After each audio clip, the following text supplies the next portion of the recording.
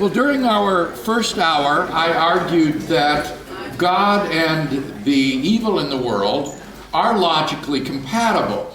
But we're not out of the woods yet, because now we confront the probabilistic version of the problem of evil. According to this version of the problem, the coexistence of God and the evil in the world is logically possible, but nevertheless it's highly improbable. The depth and the extent of evil in the world is so great that it's improbable that God could have morally sufficient reasons for permitting it. And therefore, given the evil in the world, it's improbable that God exists. So the question is the statement, God is all-powerful and all-loving, improbable with respect to the statement that evil exists? Now, this is a much more powerful argument than the logical version of the problem of evil, since its conclusion is more modest. That is to say, it's improbable that God exists. It's a much more challenging problem. And in response to this version of the problem, I want to make three main points.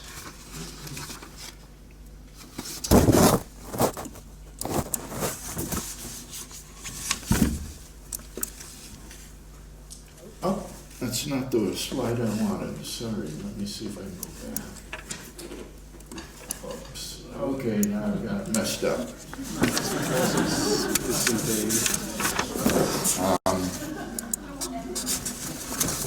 wanted the statement. How far? Yeah, there we go. That's the one I wanted. Okay. That's the one. You will.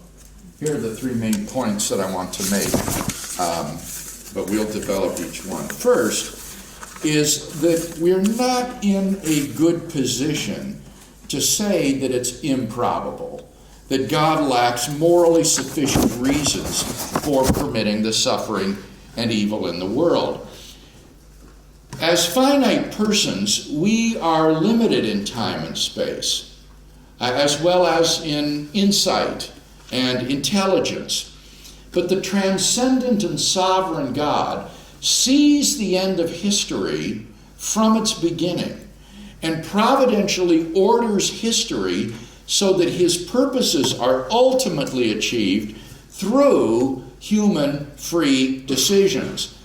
And in order to achieve his ultimate purposes, God may well have to put up with a great deal of evil and suffering along the way. Suffering which appears pointless within our limited framework might be seen to be justly permitted within God's wider framework. Let me give two illustrations of this point, one from contemporary science and then the second from popular culture. The first illustration comes from so-called chaos theory in contemporary science. Scientists working in the area of chaos theory have discovered that certain large-scale or macroscopic systems, such as weather or insect populations, are highly sensitive to the tiniest perturbations. The smallest disturbance can affect the entire system in unpredictable ways. The classic illustration of this is the so-called butterfly effect. A little butterfly fluttering its wings on a twig in the jungles of West Africa can set in motion forces that would eventually cause a hurricane over the Atlantic Ocean. And yet no one looking at that little butterfly fluttering on that branch could, even in principle, predict such an outcome. Given the instability of these macroscopic chaotic systems, we simply have no way of knowing how the alteration of some seemingly insignificant event might affect the whole. And the same is also true, I think, of human history. The smallest occurrence can set the path of events on a different trajectory that increasingly diverges as time goes on, so that every event that occurs in history sends a kind of ripple effect through history, such that we really have no way of knowing what its eventual outcome will be. A second illustration of this point comes from popular culture. The movie Sliding Doors, starring Gwyneth Paltrow, tells the story of a young woman who is rushing down the stairs to catch a subway train. And as she nears the train, the movie suddenly splits into two different parts. One part of the movie tells what would happen to the young woman if she manages to get just through the doors as they slide shut and board the train. The other part of the movie tells what would happen if the doors slide shut just before she can board, so that she's prevented from catching the subway. And what you discover in the movie is that as time goes on, her life becomes increasingly different. In the one life, she is happy, prosperous, successful, everything goes well. In the other life, she suffers disappointment, failure, misery, and unhappiness. And it's all based upon this seemingly trivial event of whether or not she manages to get through the sliding doors of the subway train. Moreover, that difference is due to whether or not her path down the stairs is momentarily delayed by a little girl playing with her dolly on the stairway railing, whether or not her father snatches her away, allowing the young woman to board the train and get through the sliding doors, or whether her path is momentarily blocked by the little girl so that she doesn't get through the sliding doors. And as you watch the film, you can't help but wonder what innumerable other factors contributed to that little girl's being there with her dolly playing on the railing at that very moment. Was her father inattentive to the little girl because his thoughts were consumed by what was happening in his business? Were they late that day because the little girl didn't like the breakfast cereal that her mother had poured for her over lunch? Or maybe the man and his wife had had an argument that morning that determined that they would arrive at just that time at the subway. They're just innumerable, incalculable sorts of details that would go into whether or not that young woman's path was momentarily blocked by the little girl playing with her dolly on the railing. And so you can see from the film how seemingly insignificant events can have enormous impact that's simply unpredictable. But the most interesting part of this film is the ending.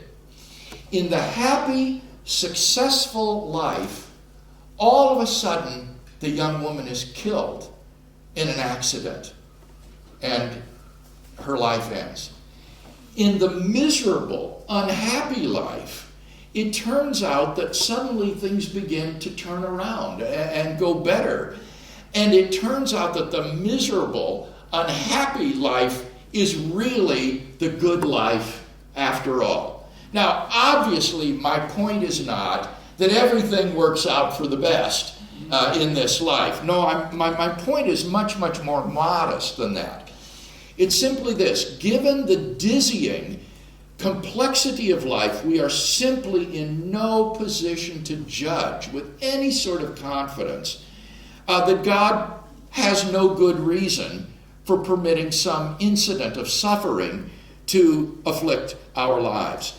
Every event that occurs sends a ripple effect through history, and God's morally sufficient reason for allowing it to occur might not occur until centuries from now.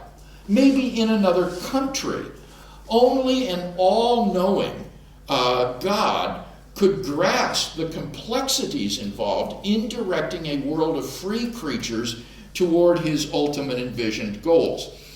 Just think of the innumerable, incalculable factors that would go into bringing about just a single event in human history. Say, for example, the Allied victory at D-Day. Think of what would have to be put in place in order to bring about the Allied victory at D-Day. Just to name one, you would have to get Winston Churchill alive at that time and be the British Prime Minister. And think of the incalculable contingencies involved in Winston Churchill being there at that time. Just a certain sperm and a certain egg would have to have united at just a certain time for Winston Churchill to be born. And whether or not that sperm and that egg united depended upon whether Lady and Lord Churchill had sexual intercourse just at a certain time. And that would be determined in part by events such as whether Lady Churchill turned her ankle that day in the garden while walking. And that was determined because the gardener hadn't sufficiently broken up the clods of earth that were in the garden. And whether he did that or not might have depended on factors as to whether the gardener was attentive to his work that day, or the composition of the soil in the garden. You begin to see that this soon begins to just escalate out of all human comprehension just to bring about a single event in human history. So clearly, the providential direction of a world of free creatures toward his envisioned goals could only be the work of omniscience. Only an infinite intelligence could grasp the complexities involved. And we have no idea of what sort of suffering and moral and natural evils might be necessary to permit in order to bring about these events through the freely chosen actions of human persons. So we shouldn't expect to discern God's reason for permitting various incidents of suffering in our lives.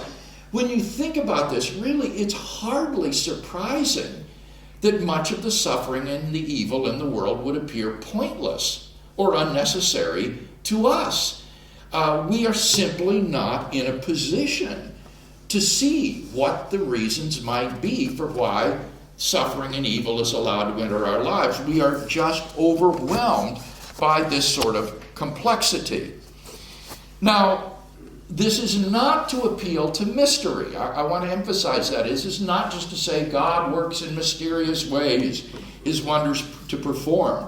Rather, this is to point to our inherent cognitive limitations, our limitations in time and space and intelligence and insight, which make it impossible for us to say, when confronted with some incident of suffering in our lives, that God probably has no good reason for permitting this to occur.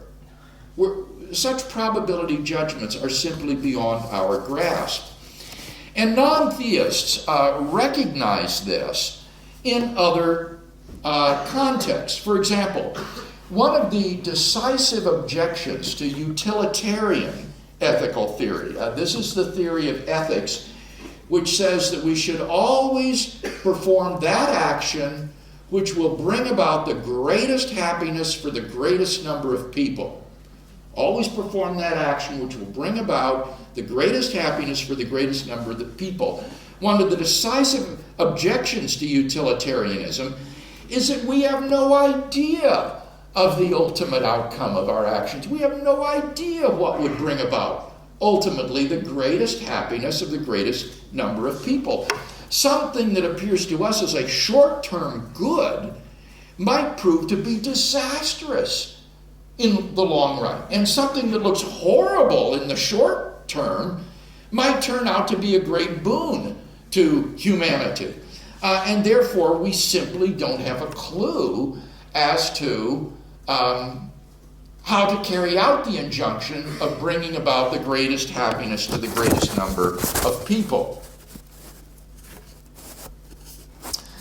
Now, someone might object at this point, and they have objected, by saying, well, in that case, if there were a sort of a demigod who has created the world, who is evil, a kind of evil being who has created the world, we would never be able to disprove his existence on the basis of the good things in the world. Because this evil being might have reasons that are beyond our knowledge for permitting the good things in the world.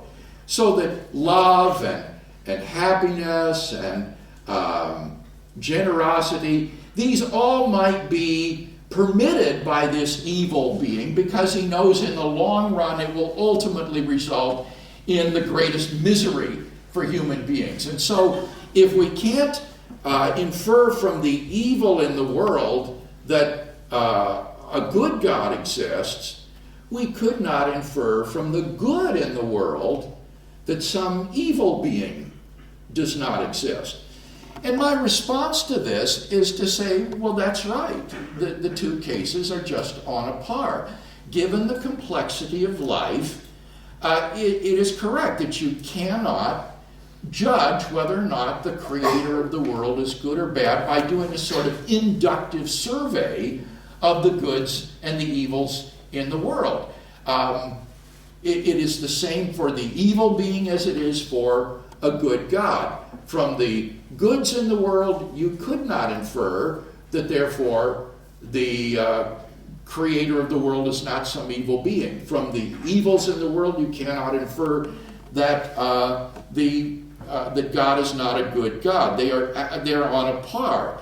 So the theist doesn't believe in God's goodness on the basis of doing a sort of inductive survey of the world's events, and then as a result of that including, well, this world must have been made by a pretty good God because look at all the good in the world. Rather, the theist accepts the goodness of God on other grounds, perhaps by revelation or because God is the greatest conceivable being, and that would include goodness, or maybe on the basis of a moral argument for God's existence, that you need God as a ground of moral value, of the distinction between good and evil. But the theist doesn't conclude to God's existence as a result of a sort of inductive survey. I hope to have shown by means of this first point that we're simply not in a position to make those kind of probability judgments with any sort of confidence. So, once you contemplate God's providence over the whole of human history, I think you can see how hopeless it is for us finite limited observers to speculate about the probability of God's having a morally sufficient reason for allowing the suffering that we observe. We're simply not in a position to assess these kinds of probabilities with any confidence. Now, let me ask if there's any comment or question about that first point.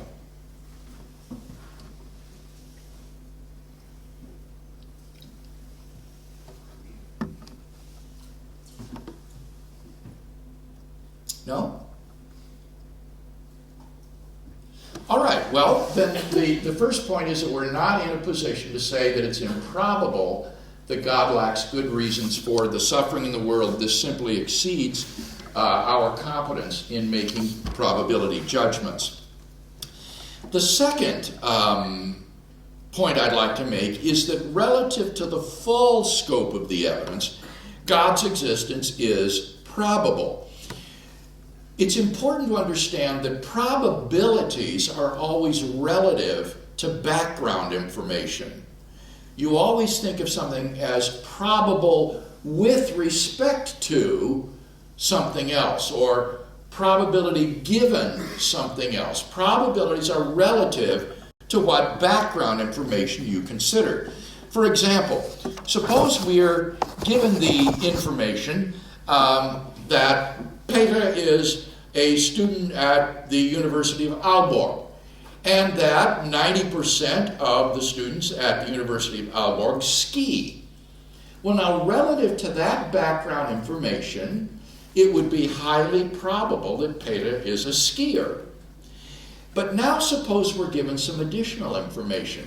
Suppose we're also told that Peter is a double amputee. That is to say, he has no legs. And that 99% of the double amputees who are students at the University of Aalborg do not ski. Well, now, relative to this new information, it makes it highly improbable that Peter is a skier. So you see, probabilities are relative to the background information that you consider. Probabilities are not absolute, they are relative to the background information. So, when the atheist says God's existence is improbable, you should immediately ask yourself, probable or improbable with respect to what? What is the background information for that judgment? The evil and suffering in the world? Well, if that's all you consider for your background information, it's hardly surprising that the existence of God would be improbable with respect to that alone. Although, as I've argued just in point one, appearances can be deceiving. But that's not really the interesting question, is it? The really interesting question is God's existence probable relative to the full scope of the evidence? And I'm persuaded that when we consider the full scope of the evidence, then even if God's existence is improbable relative to the evil and suffering in the world alone, that improbability is simply counterbalanced by the good arguments for God's existence that make it quite probable with respect to the evidence as a whole that God exists. So do you see this point? That the point is that probabilities are relative to background information. Even if God's existence were improbable relative to the suffering and evil in the world, it doesn't follow that God's existence is therefore improbable.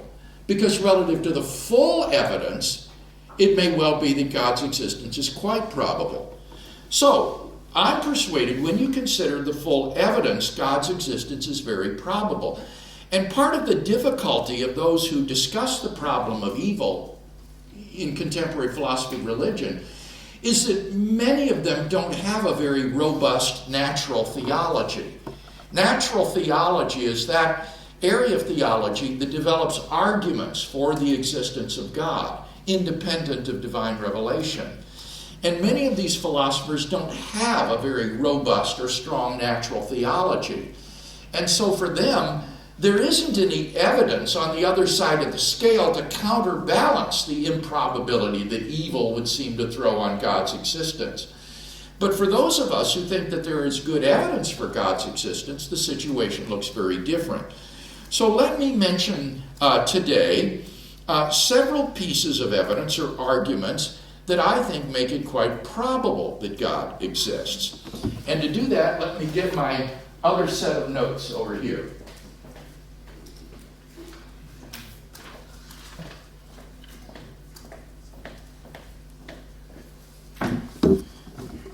The first piece of evidence concerns why anything at all exists. Why is there something rather than nothing?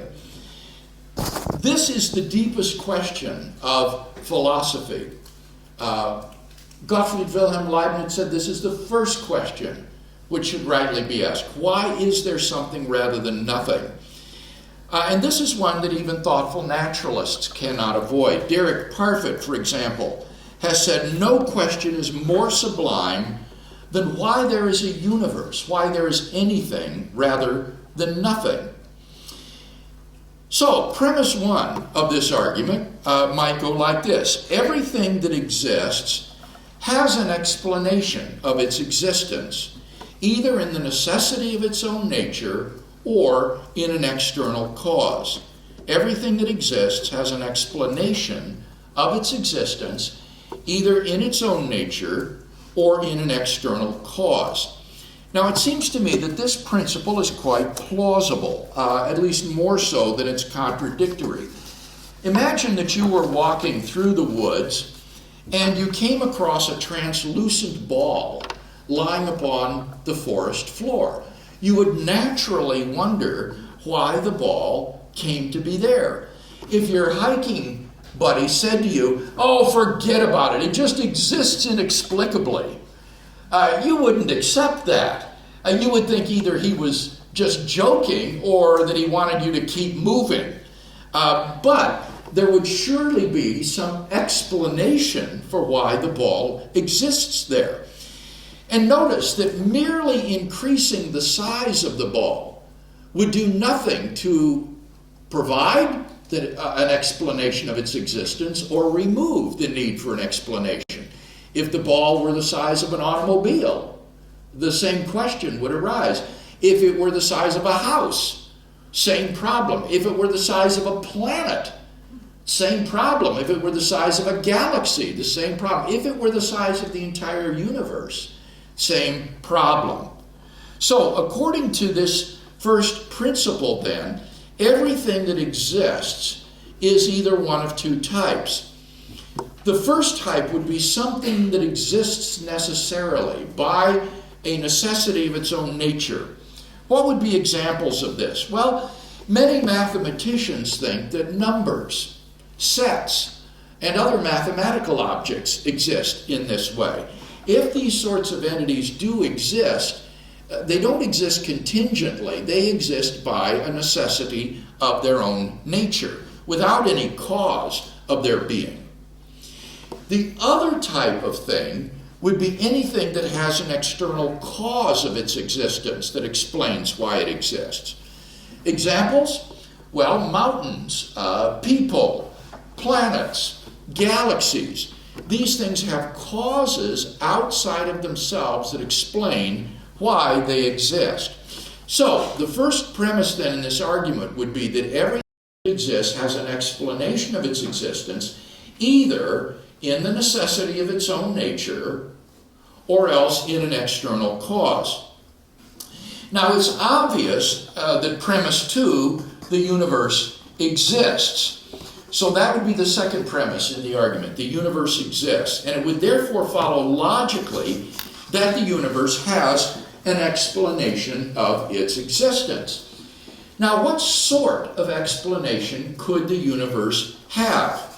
Well, it seems plausible that number 3, and here's the third premise in the argument, if the universe has an explanation of its existence, that explanation is an external, transcendent, personal cause. If the universe has an explanation of its existence, that explanation is an external, transcendent, personal cause. Now, why is that? Well, because the cause of the universe must be beyond the universe. It must transcend the universe. And think of what the universe is. All of space-time and its contents. So the cause of the universe, the explanation of the universe, must be beyond space and time. And therefore it cannot be physical or material. It must be a timeless, spaceless, immaterial, transcendent being that exists by a necessity of its own nature. Now, there are only two types of things that I can think of that could possibly fit such a description. Either an abstract object, like a number or mathematical object. These are timeless, spaceless, immaterial, metaphysically necessary beings, if they exist at all. Either an abstract object like a number, or else an unembodied mind or consciousness. But abstract objects can't cause anything. That's part of the definition of what is meant by abstract. Abstract objects don't have causal effects. The number 7, for example, even if it exists, has no effect upon anything. And therefore it follows logically that the Number 4, the explanation of the universe is an external, transcendent, personal cause. The explanation of the universe is an external, transcendent, personal cause. That is to say, there is an unembodied mind which created the universe. And this is what most people have traditionally meant by the word God. So I think this gives us good grounds for thinking that the explanation of why anything at all exists is to be found in a personal, transcendent mind, which is metaphysically necessary in its existence, and which is the cause of the contingent universe. Now let me pause at this point and ask if there's any question about that argument for the existence of God. Yes? Yeah, but what if you continue that recursion? What would cause God? Excuse me?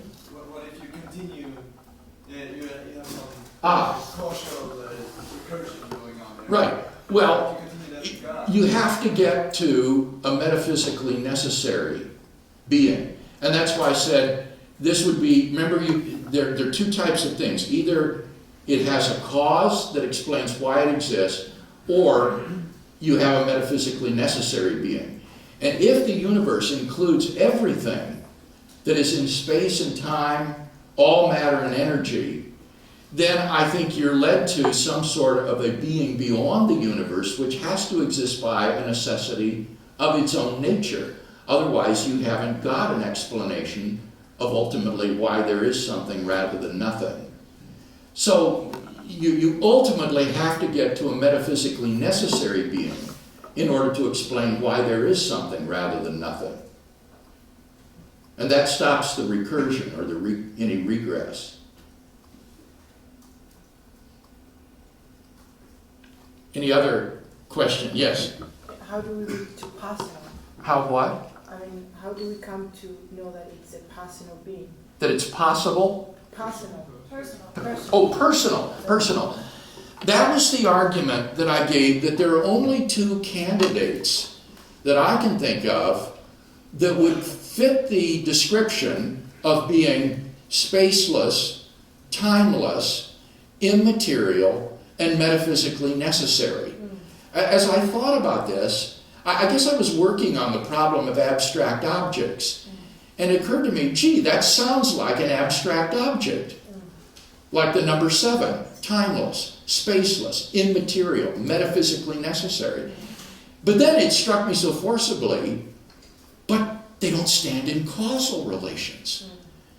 So it can't be the cause or the explanation of the universe. So what else could it be? Well, the only other sort of thing that I'm aware of that could be timeless, spaceless, immaterial, and metaphysically necessary would be a mind. A being which is pure mind. And so it seems to me that this is a very powerful argument for thinking that the cause of the universe is personal. That we come to a personal, metaphysically necessary, uncaused, immaterial, spaceless, timeless being. And that is the core concept of what theists mean by God.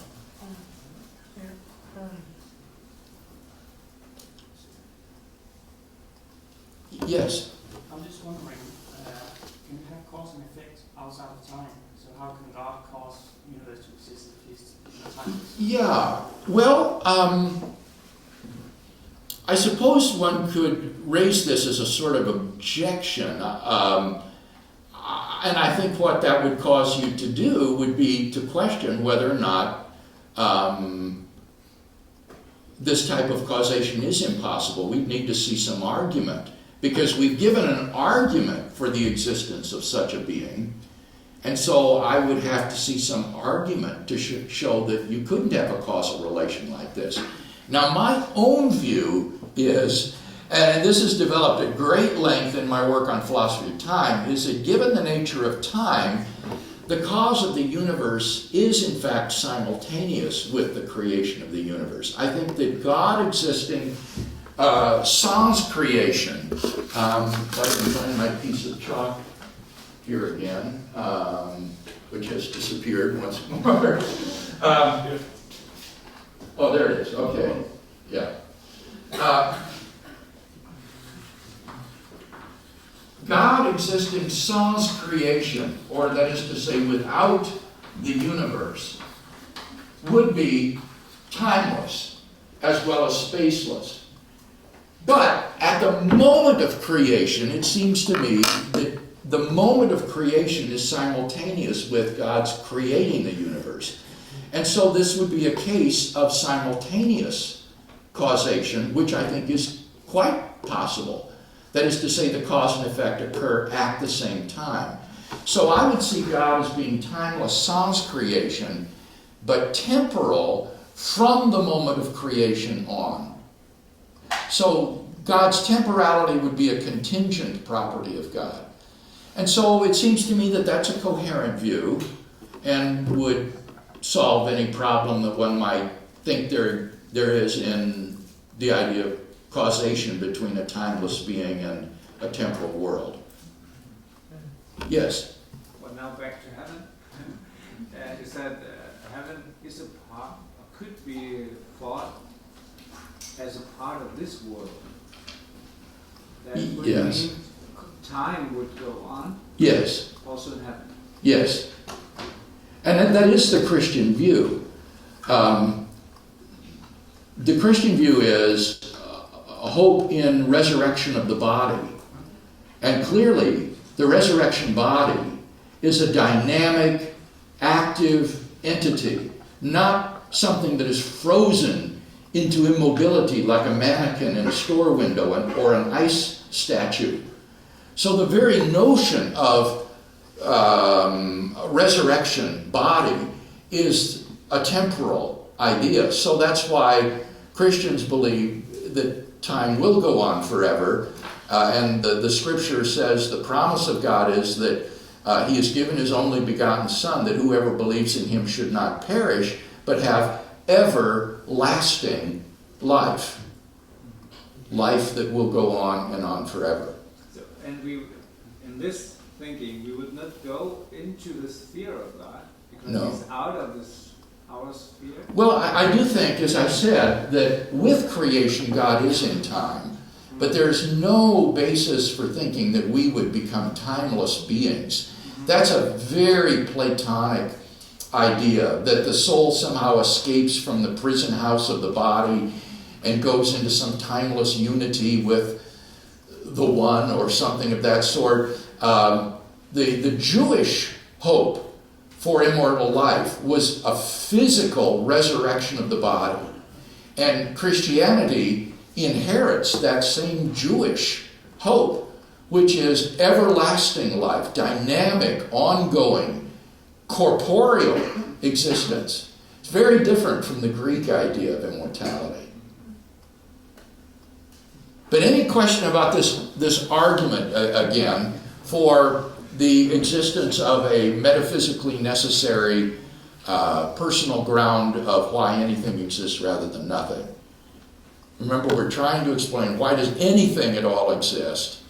And the argument is you have to have a metaphysically necessary being in order to account for the existence of anything at all.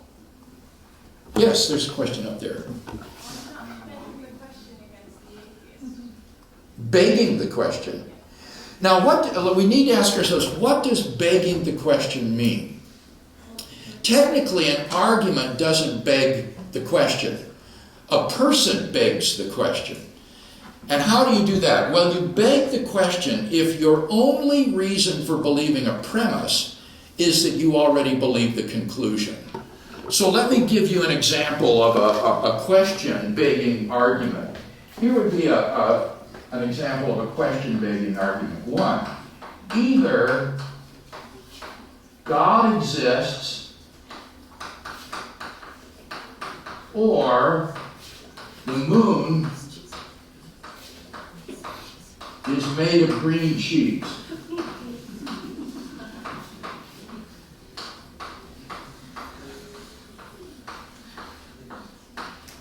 Either God exists or the moon is made of green cheese. Premise 2, the moon is not made of green cheese.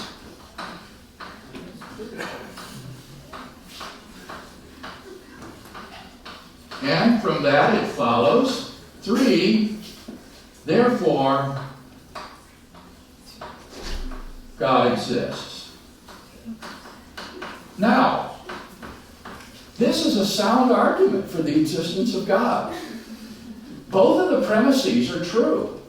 It's true that either God exists or the moon is made of green cheese. In order for a disjunction to be true, one of its disjuncts has to be true. And it's true that God exists. So premise 1 is true. Premise 2 is true. The moon is not made of green cheese. And from that, it follows by the logical rules of inference that God exists. So this is a logically valid argument with true premises for the existence of God. So this is a sound argument for God's existence. But is it a good argument? Well, no. Why? Because it's question-begging. The only reason you would believe premise 1 is because you already believe the conclusion. So you're reasoning in a circle. The reason you believe 1 is because you believe the conclusions. It's question-begging. Now, if you look at the argument that I gave, it's not question-begging in that way at all. Premise 1, everything that exists has an explanation of its existence either in the necessity of its own nature or in an external cause. 2, the universe exists. 3, if the universe has an explanation of its existence, that explanation is a transcendent personal cause, and it follows from that, therefore, the explanation of the universe is a transcendent personal cause.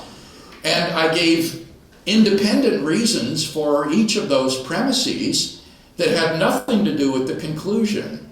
So the argument clearly isn't question-begging.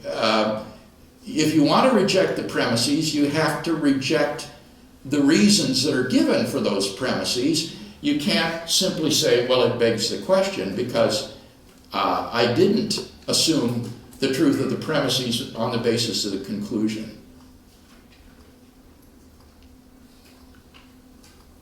Any other comment or question on this first argument? Yes?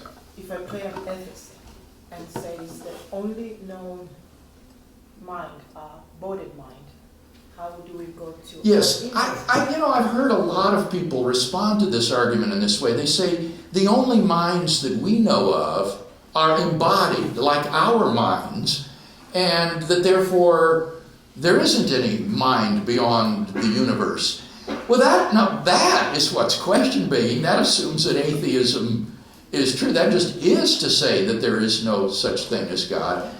But I guess what I would say is this is an argument for the existence of a mind beyond the universe.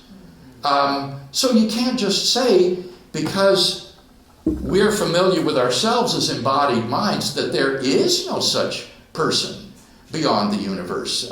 This is an argument that there is a mind beyond the universe. And so you've got to refute the argument. You've got to say which premise is false and why. But it's not just enough to assert that there is no mind beyond the universe. Yes? What is the current best argument in this question, why there is something rather than nothing on an atheistic basis? Well, I think that what atheists typically will do is to deny that everything that exists has an explanation of its existence. They will just say the universe just exists inexplicably. That even though it's contingent, it's non-necessary, it's just there. And there is no explanation of its existence.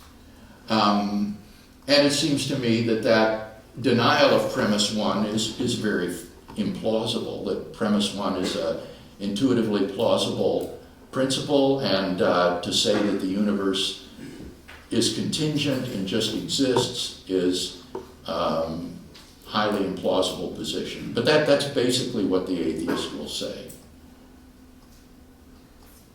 Is that a physical assumption? Excuse me? Is that a metaphysical answer? Yes, it's metaphysical. It's just to deny the truth of premise one, that's all. It's just to say, we reject premise one. We reject that everything that exists has an explanation of its existence. The universe just exists, and there isn't any explanation. This will be the last question, and then we'll take our lunch break. Why is that highly improbable? Well, think of the illustration that I gave of finding the ball in the woods. It seems to me almost self-evident that if you came across a ball lying in the woods, or even a rock, there's nothing about the ball that is unique. You come across a rock lying on the ground, there would be an explanation of the existence of the rock. And for someone to say, no, it just exists inexplicably, strikes me as just utterly bizarre. And merely increasing the size of the object doesn't do anything to remove the need for an explanation or to provide an explanation. So if you increase the size of the object till it becomes coextensive with the universe, you haven't done anything to remove the need for an explanation of that object. Just making it bigger doesn't do anything. So this principle lies at the root, of all modern science. Otherwise you could say, why do forests exist? Well, there's no explanation. They just exist inexplicably. Why do viruses exist? There's no explanation. They just exist inexplicably. The whole project of science is that when you see contingent states of affairs, states that don't exist necessarily, there's explanations as to why those things are so. And in this case, the atheist seems to be guilty of what Alexander Pahuus has called the taxicab fallacy. And he gets this from a remark by the German philosopher Arthur Schopenhauer. Schopenhauer said that this principle of explanation cannot be dismissed like a taxicab once you arrive at your desired destination. If you have been using this principle to explain things in the world, when you get to the universe, you can't just dismiss the principle because you have arrived at your desired destination. It also applies there. And notice that the theist does not deny the principle when it gets to God. It's not as though we say God is an exception to the principle. It applies to him too. But God exists by a necessity of his own nature. But I don't know of any philosopher or physicist who thinks the universe exists by a necessity of its own nature. The universe would be like the ball or the rock on the ground. It's contingent in its existence, and I think therefore very plausible that it would have an explanation of its existence. And to deny the universe has an explanation, but to use this principle for everything else, I think does commit the taxicab fallacy. Well, with that, we will take our lunch break now and resume at 1 o'clock, where we will continue to look at evidence for God's existence.